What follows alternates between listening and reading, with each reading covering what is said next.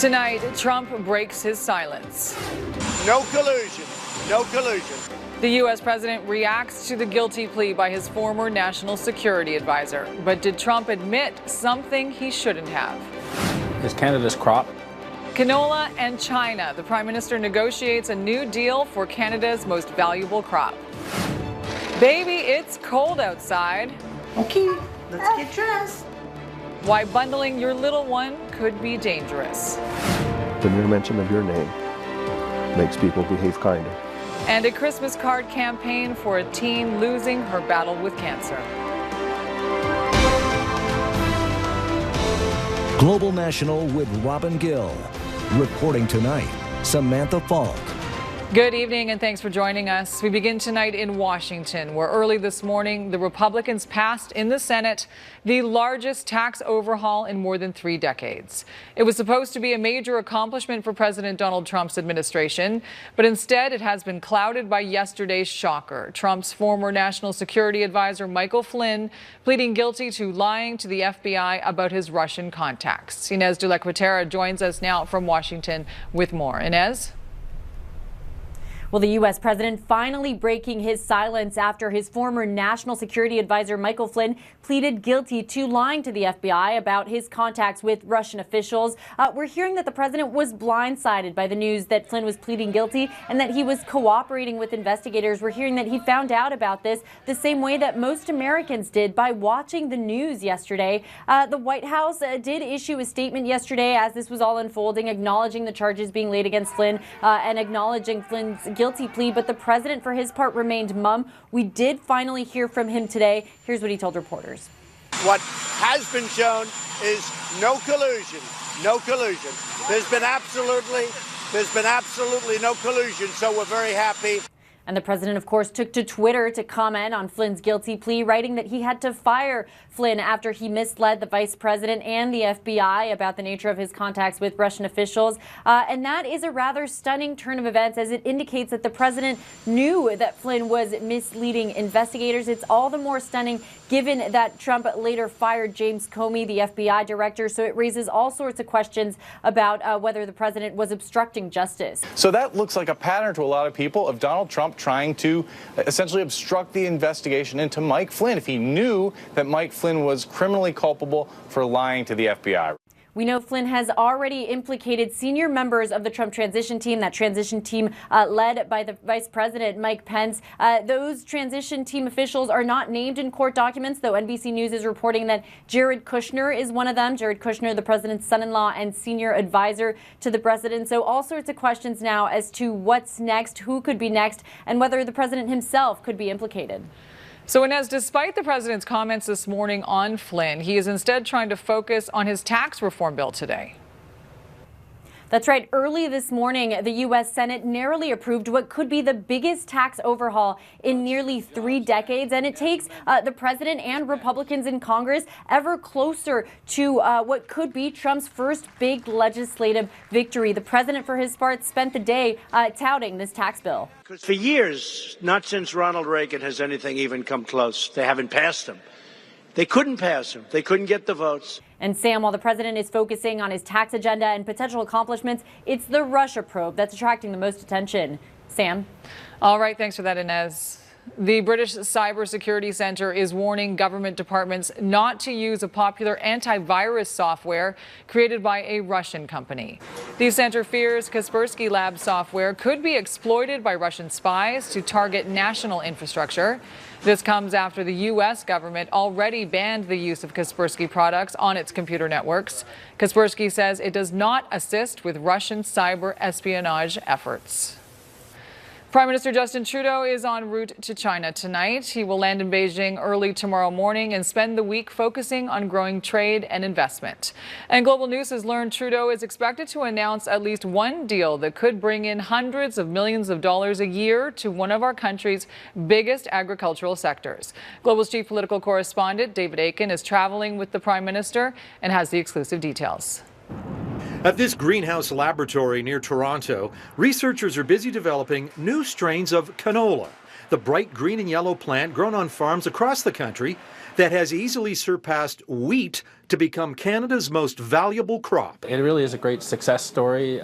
It's Canada's crop. Canola is invented in Canada. Every year, Canada exports $10 billion worth of canola products to China. How much is that? All that canola for export would fill a train stretching from Vancouver to Winnipeg. And there's room for those exports to grow. Next week, while Trudeau visits, Global News has learned that Chinese authorities will be ready to approve the use in their market of canola grown from 3 new hybrid canola seeds, one of which was developed in this lab near Toronto. They'll bring in new advantages such as superior weed control for the farmer, disease resistance, drought resistance. They'll also bring in new business. The products from these 3 new bioengineered seeds will mean an extra $400 million a year worth of new canola exports to China. That's not only great news for Canadian farmers, but it's also a great example of how the farm business these days is a high-tech business.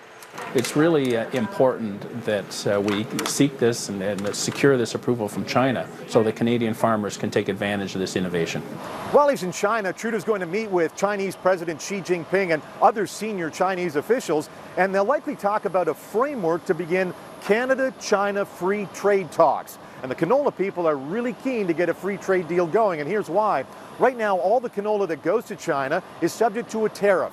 And the canola industry says if they can bring that tariff down through a free trade deal, that could trigger another $1.2 billion worth of Canadian canola to China, and that could bring jobs and prosperity back to Canada, Samantha. But David, all the enthusiasm for improved trade ties is tempered with concerns about China's human rights record. Well, you're right, and that's something we're going to be keeping a close eye on throughout the week in China.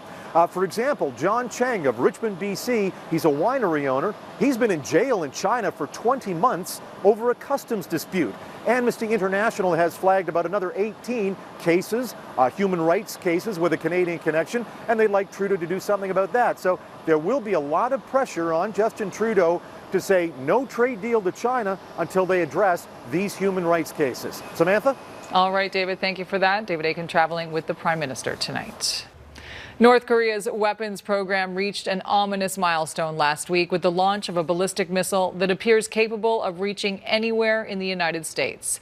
That also means Canada is within its range, even if we're not in Pyongyang sights. While Ottawa would like to see diplomacy prevail, it has contingency plans in the works. But as our Vashi Kapelos explains, the Trudeau government isn't saying much about what those plans are. Vashi?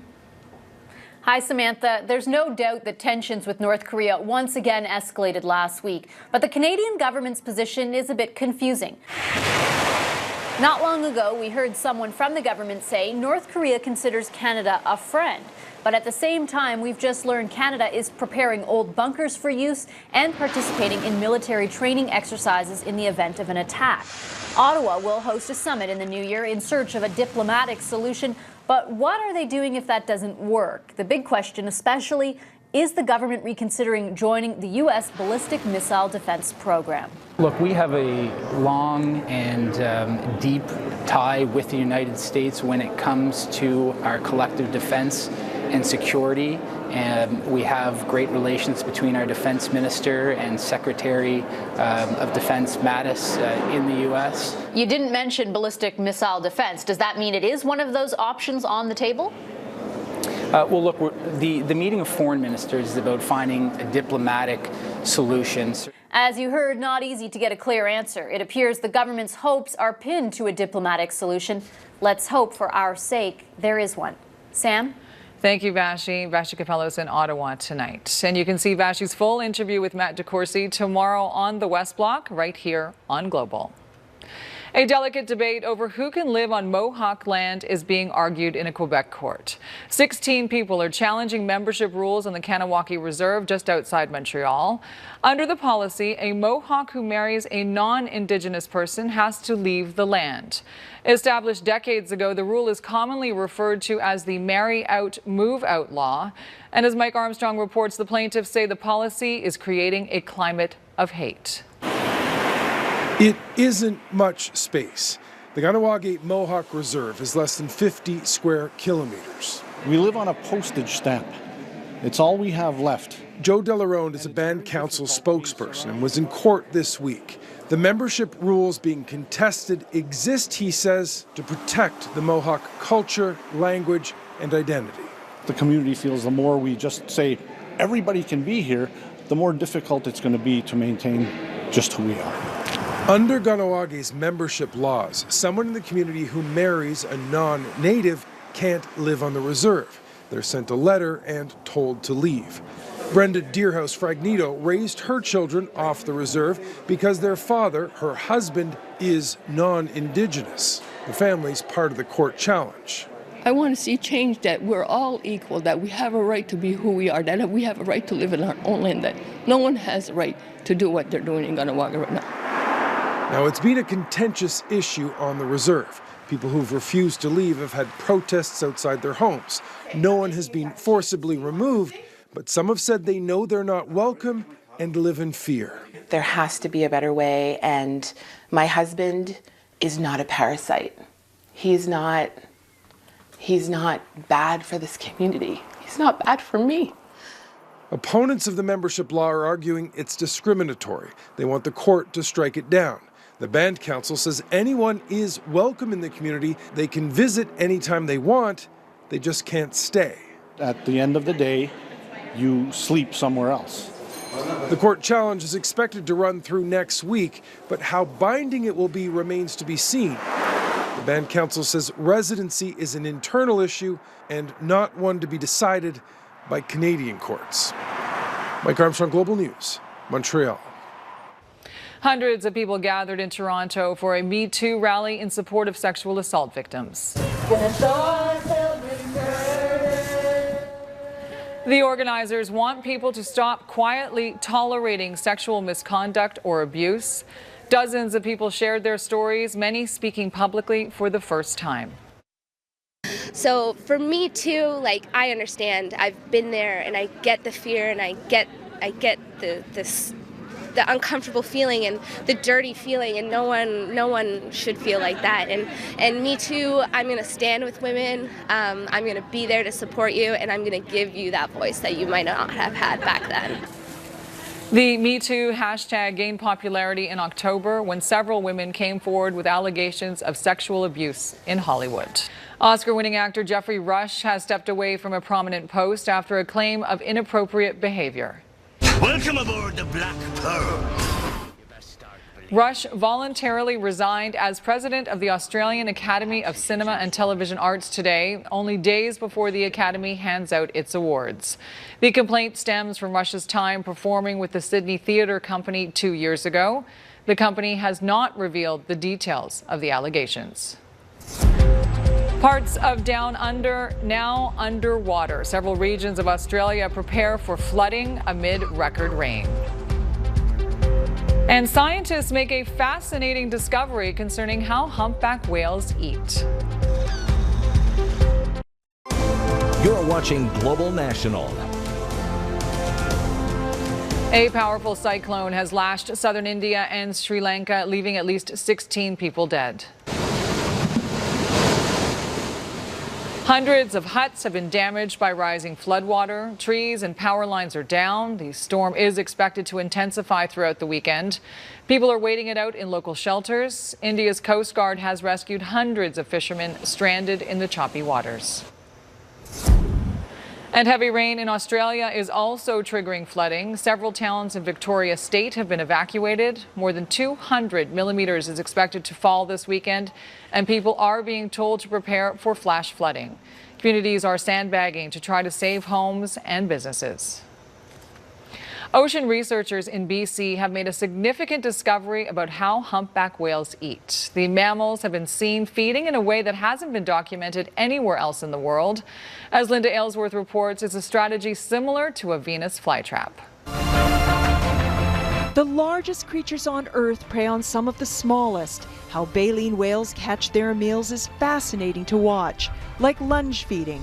There will be a school of fish near the surface, and the whales will accelerate towards that school of fish and then sort of open their mouths, and it creates this big drag, and the whales engulf the fish. Christy McMillan with the Marine Education and Research Society in northern Vancouver Island expects to see humpback whales use this method of feeding. But a few years ago, she and her fellow researchers observed a totally different behavior. And this one day in the fall of 2011, we saw this whale sitting at the surface with its mouth wide open and kind of just hanging there at the surface. It floated there quietly for a while, and then it flicked its pectoral flippers, and some fish kind of flew into its mouth, and then it closed its mouth and sunk down. They named it trap feeding, a behavior only observed in one other place, by Brudez whales near Thailand. It's actually really, really similar to the trap feeding that we're seeing being used by humpback whales off northern Vancouver Island. She first observed just 2 humpbacks trap feeding here. 5 years later, 16 had learned the behavior. How does it work? The theory that seabirds looking for a meal frighten the fish, usually herring, towards what they think is shelter, in and around the whale's mouth. But why choose this method over lunge feeding? It takes a lot of energy to do this lunge feeding behavior. So as you'd expect, it makes sense to do it when it's a really big, dense school of herring. But what if there aren't enough herring to justify that huge expenditure of energy? Turns out that's when whales switch to trap feeding. Research isn't over yet on this, is it? Absolutely not. No, we've still got a lot to figure out. More about how this behavior is spreading among individuals, and more about why exactly we're seeing this behavior being used more and more commonly now. Linda Aylesworth, Global News, Vancouver. Bundling your baby for winter could be hazardous. The dangers of bulky clothes for your little one in the car.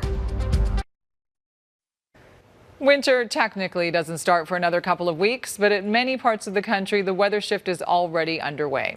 Bundling up is important for Canadian winters, but as Laurel Gregory reports, for kids and babies, too much bulk can actually be a major safety concern. Getting squirmy 1-year-old Charlotte out of the house is a production on a good day. On a cold and snowy day, it requires all of this. Summer was a lot easier when you just toss them in the car seat, buckle them up, and good to go. Okay, let's get dressed. Mitts, socks, hat, sweater, boots, they all go on. Sometimes we'll just kind of like slide the jacket on her backwards, so tuck her little arms in, but have the zipper would be on the back side, and then as soon as you put her in the car seat, you can just pull it off. You heard right, no winter coat in -10. Instead, here's your blankie. Kaylee Martinyuk straps Charlotte in her sweater and then covers her in a blanket. It's exactly what this child passenger safety technician wants to see. Your big concern with a winter coat is it can stop the straps from getting in the right spot on their body. You can see how these are nice and snug right up on his shoulders and against his neck. With a winter coat, it often pushes the straps off of the edge of the shoulders. Trudy Slatt says that slack means the car seat won't work the way it was designed or tested in a crash. Most crashes happen within 5 kilometers from home, so your 5-minute trip is probably the most likely place where you're gonna get into a crash, unfortunately.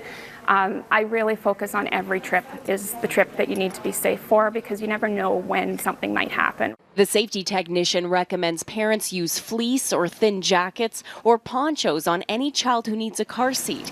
She also likes blankets because the child can kick it off on longer road trips. Today, Martinyuk isn't traveling far, but she's layered up Charlotte so she's warm and safe. Laurel Gregory, Global News, Edmonton. The New Brunswick teen who inspired people around the world to perform acts of kindness could now use a little kindness herself. Her family's Christmas wish is next on Global National. Becca Schofield developed a hashtag that inspired people around the world to do acts of kindness. Now the family of the New Brunswick teen is hoping people answer the call to help her. Becca has received some heartbreaking health news, and as Shelley Steves reports, her parents want to make this holiday an extra special one. The mere mention of your name makes people behave kinder. Darren and Ann Schofield read through heartfelt Christmas cards sent to their daughter Becca. the teen who's inspired thousands of people around the world to perform acts of kindness using the hashtag Becca Told Me To. I don't think she'll ever understand how she's affected people. And this gives her a glimpse back of what she has done. And now, heading into the holidays, this sweet young girl could use some holiday cheer of her own. We can use a boost right now, and it certainly helps Becca. It helps all of us to get through the days. The family recently received heartbreaking news that Becca's brain tumors have progressed. They've grown significantly. Not that it was a shock, but it was still heart-wrenching. Becca's been given weeks to months to live. Believe in the magic. And her mom and dad are now determined to make this Christmas a positive and memorable one. This could very well be her last Christmas, more than likely. So we're going to have to make it the best Christmas we can. Motivated by a Becca Told Me To supporter, last week they started collecting Christmas cards for Becca to help brighten her days. No surprise, their post box is already filling up. It puts a smile on her face. And to me, anything that puts a smile on my girl's face is good. It's a very feel-good moment. The cards with handwritten messages of thanks, love, and support are proving to be priceless. And it really helps us brace us up so that we can support each other. The family is focusing on what they can control and letting go of what they can't. And even though Mom still spends every night consumed with worry, I'll lay awake at night listening to her breathe. Make sure she's still breathing. These cards offer the entire family It's very nice. a much-needed circle of support and puts a smile on the face of a young woman who is a gift to the entire world. Shelley Steves, Global News, Moncton. And that is Global National for this Saturday. Thank you for watching. I'm Samantha Falk. Tonight's Your Canada is Parksville in British Columbia. We love to see your Canada. Email your photos to viewers@globalnational.com. Thank you for watching. Good night.